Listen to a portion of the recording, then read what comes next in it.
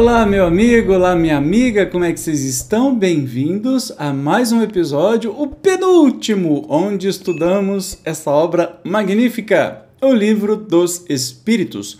Hoje nós vamos estudar questões referentes a paraíso, inferno e purgatório em algumas perguntas. Então, sem demora, vamos para o texto de hoje. Pergunta 1012.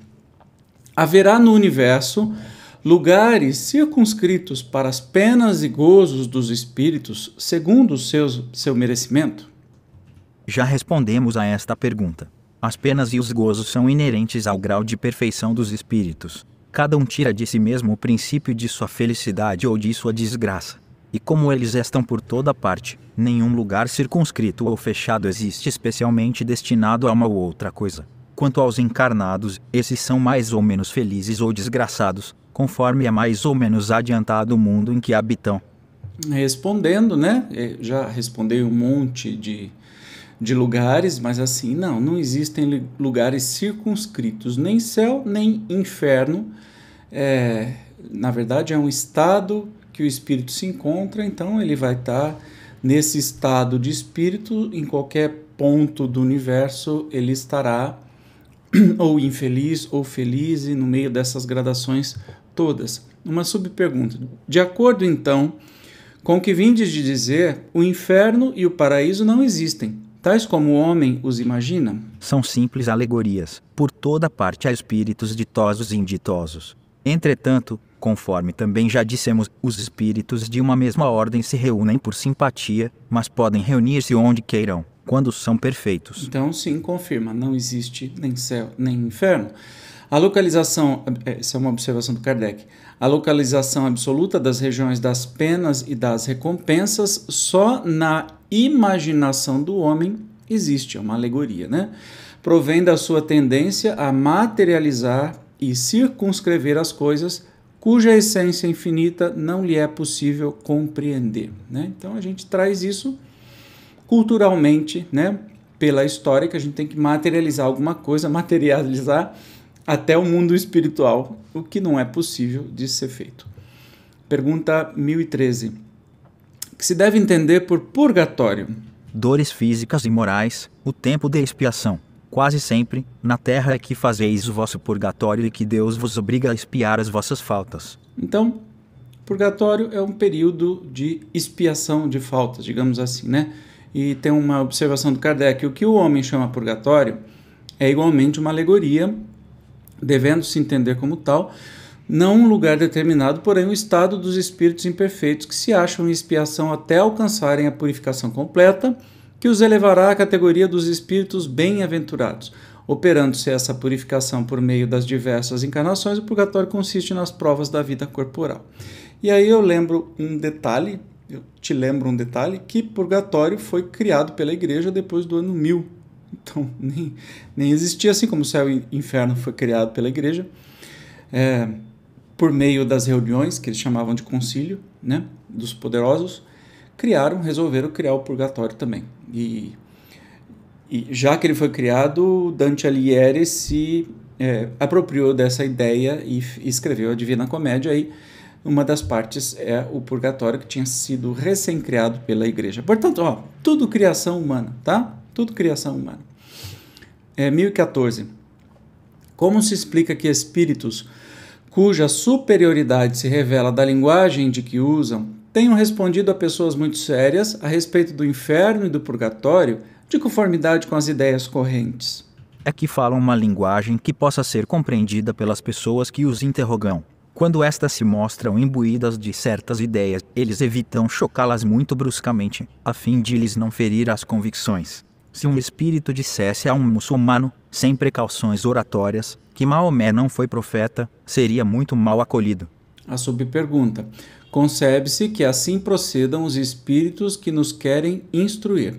Como, porém, se explica que, interrogados acerca da situação em que se achavam, alguns espíritos tenham respondido que sofriam as torturas do inferno e do purgatório? Quando são inferiores e ainda não completamente desmaterializados, os espíritos conservam uma parte de suas ideias terrenas e, para dar suas impressões, se servem dos termos que lhes são familiares. Acham-se no meio que só imperfeitamente lhes permite sondar o futuro. Essa a causa de alguns espíritos errantes, ou recém-desencarnados, falarem como fariam se estivessem encarnados. Inferno se pode traduzir por uma vida de provações, extremamente dolorosa, com a incerteza de haver outra, melhor; purgatório, por uma vida também de provações, mas com a consciência de melhor futuro. Quando experimentas uma grande dor, não costumas dizer que sofres como um danado. Tudo isso são apenas palavras e sempre ditas em sentido figurado. Então, e a gente tem que entender que os espíritos, quando são acolhidos e as perguntas, né, que são feitas, lembra no livro Céu e Inferno, que a gente já estudou aqui no canal, caso você não tenha estudado, tem a playlist completa dele, os espíritos relatam, né, os tormentos que passam. Portanto, não é um lugar, que existe sim um estado de alma. Então tem espírito que, por não conhecer, morreu com medo do inferno e fez coisa errada e se vê no inferno. É uma autocriação, ele está num nível muito baixo, vibratório, encontra os seus pares e acha, né, plasma toda aquela maluquice similar ao inferno. Não quer dizer que o inferno exista, né? Pergunta 1015. O que se deve entender por uma alma a penar? Uma alma errante e sofredora, incerta de seu futuro e a qual podeis proporcionar o alívio, que muitas vezes solicita, vindo comunicar-se convosco. E que legal. Alma penada, uma alma que está perdida, né? Procurando ajuda, e as casas espíritas, nos seus trabalhos espíritas, ajudam muito estes espíritos que às vezes nem sabem que morreram, né? Pergunta 1016. Em que sentido se deve entender a palavra céu? Julgas que seja um lugar, como os campos elíseos dos antigos, onde todos os bons espíritos estão promiscuamente aglomerados, sem outra preocupação que a de gozar, pela eternidade toda, de uma felicidade passiva? Não, é o espaço universal, são os planetas, as estrelas e todos os mundos superiores, onde os espíritos gozam plenamente de suas faculdades, sem as tribulações da vida material, nem as angústias peculiares à inferioridade. Então, o que significa a palavra céu? É o espaço universal, o universo todo, né? Não é nada dessa criação humana que se ensina nas religiões. Pergunta 1017. Alguns espíritos disseram estar habitando o quarto, o quinto céu, etc. O que queriam dizer com isso? Perguntando-lhes que céu habitam, é que formais ideia de muitos céus dispostos como os andares de uma casa. Eles, então, respondem de acordo com a vossa linguagem. Por estas palavras, quarto e quinto céus, porém, exprimem diferentes graus de purificação e, por conseguinte, de felicidade. É exatamente como quando se pergunta a um espírito se está no inferno. Se for desgraçado, dirá sim, porque, para ele, inferno é sinônimo de sofrimento. Sabe, porém, muito bem que não é uma fornalha. Um pagão diria estar no Tártaro. O Tártaro é onde foi inspirado o inferno, né? Só não tinha o capeta. Então a religião católica piorou muito o Tártaro, né?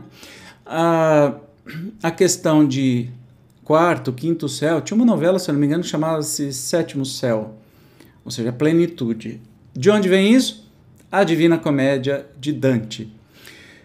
Te indico a ler este livro absurdamente político, que Dante era muito político, ele colocou todos os inimigos nos piores círculos, os mais fundos do inferno. Então, o inferno era concebido em, acho que 9 círculos, o céu tinha 7 círculos. Então são 3 livros a Divina Comédia: Inferno, Purgatório e Céu. Mas eu já te asseguro que o inferno é maior e é muito mais divertido de ser lido. O Purgatório começa uma chatice sem fim e o Céu é um saco. Você tem que fazer força para conseguir ler, de tão chato que é. Então a coisa quente, magnífica, é o inferno de Dante. Então daí que vem essa questão dos círculos do céu e dos círculos do inferno também, tá? Isso é tirado da Divina Comédia de Dante. Você não vai encontrar na Bíblia, você não vai encontrar em religião nenhuma. Só que Dante pintou uma imagem de céu, inferno e purgatório que a igreja se apoderou rapidamente porque causava muito pânico nas pessoas. E aí, quando você quer controlar pelo medo, você se apropria das coisas que estão aí na sua porta, né? Mal sabem que isso tudo é um livro político, né? Que de comédia não tem nada, mas é bem interessante. Leia, depois me conta. Uma observação do Kardec aqui, ó.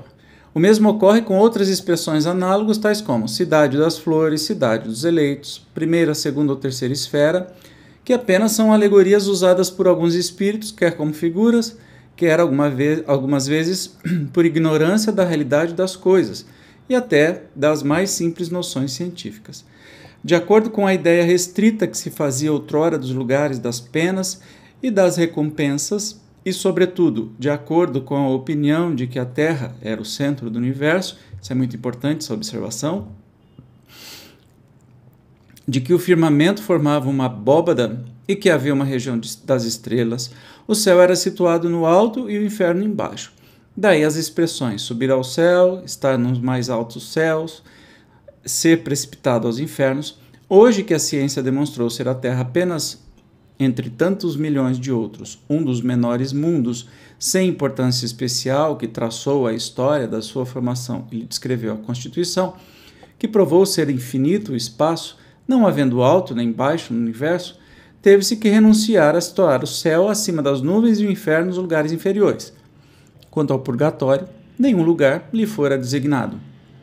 Estava reservado ao Espiritismo dar de tudo isso a explicação mais racional, mais grandiosa e, ao mesmo tempo, mais consoladora para a humanidade. Pode-se assim dizer que trazemos em nós mesmos o nosso inferno e o nosso paraíso. O purgatório, achamo-la na encarnação nas vidas corporais ou físicas. Entendeu? Simples assim, mas é legal ter isso no finzinho do Livro dos Espíritos, né? Para não sobrar dúvidas sobre isso. E todo esse estudo vai ser aprofundado no livro O Céu e o Inferno ou A Justiça Divina, segundo o Espiritismo. Se você não leu, leia. Não estudou, estude comigo. Tem a playlist completa. Pergunta 1018. Em que sentido se devem entender estas palavras do Cristo? Meu reino não é deste mundo? Respondendo assim, o Cristo falava em sentido figurado. Queria dizer que o seu reinado se exerce unicamente sobre os corações puros e desinteressados. Ele está onde quer que domine o amor do bem. Ávidos, porém, das coisas deste mundo e apegados aos bens da terra, os homens com ele não estão. E realmente o reino de Jesus não é deste mundo, né? É de um mundo amoroso, de mundos mais felizes do que da terra, de dimensões paralelas e assim por diante. E chegamos na última pergunta do Livro dos Espíritos, da segunda edição do Livro dos Espíritos. Entenda que a primeira não tinham essas perguntas, então Kardec completou com os Espíritos. Vamos lá, a última, 1019. Poderá jamais implantar-se na Terra o reinado do bem? O bem reinará na terra quando, entre os espíritos que a vêm habitar, os bons predominarem, porque, então, farão que aí reinem o amor e a justiça, fonte do bem e da felicidade. Por meio do progresso moral e praticando as leis de Deus é que o homem atrairá para a terra os bons espíritos e dela afastará os maus. Estes, porém, não a deixarão, senão quando daí estejam banidos o orgulho e o egoísmo. Predita foi a transformação da humanidade e vos avizinhais do momento em que se dará, momento cuja chegada apressam todos os homens que auxiliam o progresso. Essa transformação se verificará por meio da encarnação de espíritos melhores, que constituirão na Terra uma geração nova. Então, os espíritos dos maus, que a morte vai ceifando dia a dia, e todos os que tentem deter a marcha das coisas serão daí excluídos, pois que viriam a estar deslocados entre os homens de bem, cuja felicidade perturbariam. Irão para mundos novos, menos adiantados, desempenhar missões penosas, trabalhando pelo seu próprio adiantamento, ao mesmo tempo que trabalharão pelo de seus irmãos ainda mais atrasados.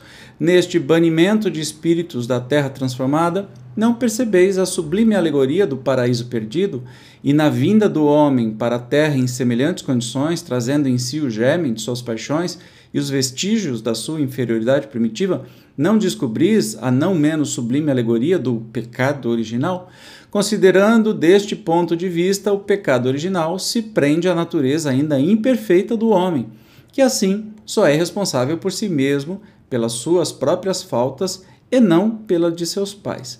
Todos vós, homens de fé e de boa vontade, trabalhai, portanto, com ânimo e zelo na grande obra da regeneração, que colhereis pelo cêntuplo grão que houverdes semeado. Ai dos que fecham os olhos à luz, preparam para si mesmos longos séculos de trevas e decepções. Ai dos que fazem dos bens deste mundo a fonte de todas as suas alegrias. Terão que sofrer privações muito mais numerosas do que os gozos de que desfrutaram. Ai, sobretudo, dos egoístas. Não acharão quem os ajude a carregar o fardo de suas misérias. E esta última pergunta, aliás, esta última resposta é assinada pelo espírito de São Luís, um dos coordenadores aí do Livro dos Espíritos. Então, só nessa pergunta fica muito claro para entender que a Terra é um planeta, né? A gente estudou antes que é um planeta ainda de provas e expiações. Na escala dos mundos está em segundo lugar, assim, tem o pior, o menos pior, que é nós, depois o mediano, depois o mais bonzinho e o ótimo, né? Então, nós estamos só na segunda fase ainda. Então, o que acontece? A pergunta é, então, e na Terra, vai se implantar um reinado do bem? Vai, quando todo o planeta, todas as pessoas que aqui habitam, exalarem o amor, viverem no amor. E isso vai se dando de partes em partes, o planeta vai evoluindo, os que não estão afim de evoluir junto vão sendo retirados e colocando em mundos novos, cheios de aspas. Esses mundos novos são os planetas menos desenvolvidos, né? Mais selvagens, onde estes espíritos ainda vão levar inteligência e moral nestes novos mundos, né?